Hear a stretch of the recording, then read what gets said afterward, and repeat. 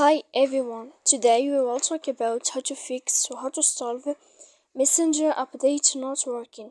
To know how to fix or how to solve Messenger update not working, you should just go to settings like this. You will click. After that, in this page, you will go to apps, default apps, app settings. When you will see this list, you will go down to find the application of Messenger and you will enter. When you will see this page, you will go to click for stop. Then you will enter to storage. After that, in this page, you will click clear cache. Then you will go to click clear data.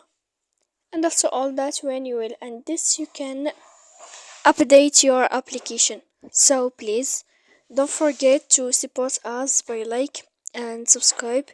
See you next time in another video, and thank you for watching.